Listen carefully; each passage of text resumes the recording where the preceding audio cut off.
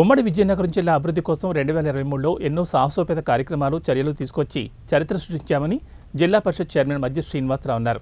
Vizianagaram ZP సమావేశ మందిరంలో ఏర్పాటు చేసిన సమావేశంలో 2023లో జడ్పీ సాధించిన పురోగతి, వైసీపీ పాలనలో చేసిన అభివృద్ధిపై మధ్య శ్రీనివాసరావు మాట్లాడారు. వివిధ అభివృద్ధి సంక్షేమ కార్యక్రమాలకు 2023లో 3,500 కోట్లు ఖర్చు పెట్టడం జరిగిందన్నారు. 31 కోట్ల జిల్లా పరిషత్ నిధులను 2023లో వివిధ అభివృద్ధి కార్యక్రమాలకు వెచ్చించామని వెల్లడించారు. ప్రజల కోసం ఎన్ని చేసిన జగన్ ప్రభుత్వాన్ని ప్రజలు మళ్లీ గెలిపించాలని, అన్ని వర్గాల ప్రజల మద్దతు తమకే ఉందని ధీమా వ్యక్తం చేశారు.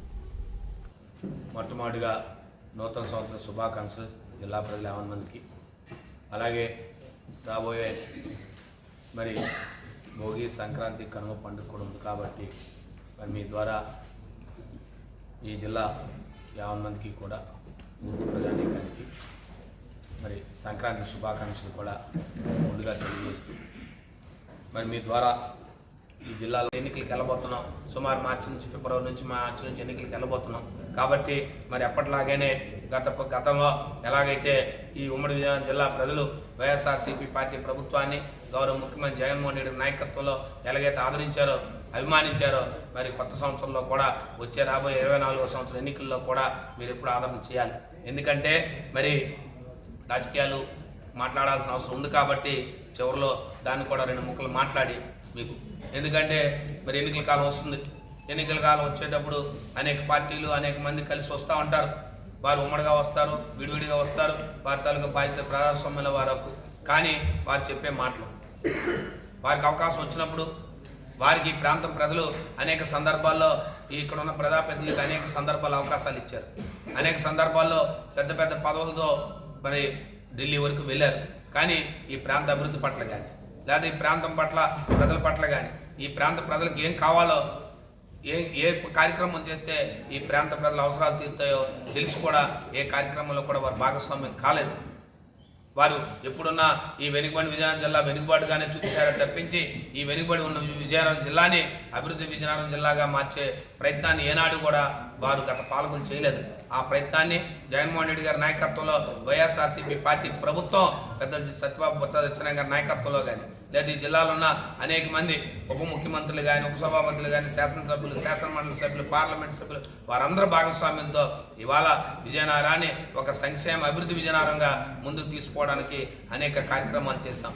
లేదు విజయనగరం ఉత్సవాలు చేసినప్పుడు కానీ అనేక విజయనగరం కళలను ప్రతిబింబించే విధంగా గతంలో కోవిడ్ కాలంలో చేయనప్పుడు కూడా అమ్మవారి పండుగ ఉత్సవాలు కానీ, లేదా విజయనగరం ఉత్సవాలు కానీ మీ అందరి భాగస్వామ్యంతో, ప్రజలందరి భాగస్వామ్యంతో ఖచ్చితంగా దాన్ని కూడా విజయవంతంగా చేసుకున్నాం. ఇవన్నిటి వెనక ప్రతి ఒక్కరి తాలూకా తోడ్పాటు, ప్రతి ఒక్కరి తాలూకా సహకారం ఉంది. కాబట్టే తెలుగుదేశం పార్టీ నాయకులు కానీ, ఇతర ప్రతిపక్ష పార్టీలు కానీ ఎన్నికల్లో వస్తారు. ఏవో అబద్ధపు మాటలు, మాయం మాటలు, మోసం మాటలు చెప్తారు. ప్రజలు ఒకసారి ఆలోచన చేయాలి. ఏ ప్రభుత్వం అయితే మాట ఇచ్చిందో, ఏ ప్రభుత్వం అయితే మీకు మీ ద్వారా సమస్యలు తెలుసుకొని ఆ సమస్యల పరిష్కారానికి ఈ ప్రభుత్వం చూసింది.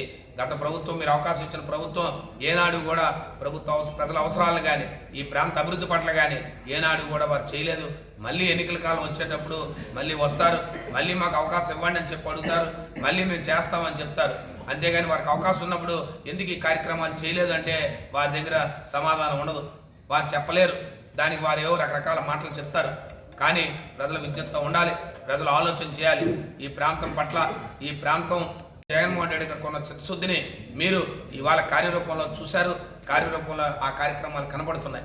కాబట్టి మళ్ళీ ప్రజలందరూ కూడా, ఉమ్మడి విజయనగరం జిల్లా ప్రజలందరూ కూడా మీ ద్వారా ఏదైతే ఆ ప్రాంత ప్రజలు కోరుకున్నారో పార్వతీపురం మన్యం జిల్లాని, ఇవాళ ఆ జిల్లాని ఏర్పాటు కూడా చేసి ఆ ప్రాంతాన్ని కూడా అభివృద్ధి పదంలో తీసుకెళ్లి ఇవాళ అనేక కార్యక్రమాలు ఆ ప్రాంతాల్లో కూడా చేస్తూ ముందుకు పోతున్న వైఎస్ఆర్సీపీ పార్టీ ప్రభుత్వాన్ని, గౌరవ ముఖ్యమంత్రి జగన్మోహన్ రెడ్డి గారిని మళ్ళీ 2024వ సంవత్సరంలో మీ అందరూ కూడా 2019వ సంవత్సరంలో ఎలాగైతే ఆదరాభిమానాలతో చూపించారో మళ్ళీ కూడా అదే ఆదరాభిమానాలతో చూపించి మళ్ళీ వారిని ముఖ్యమంత్రిని చేయాలి.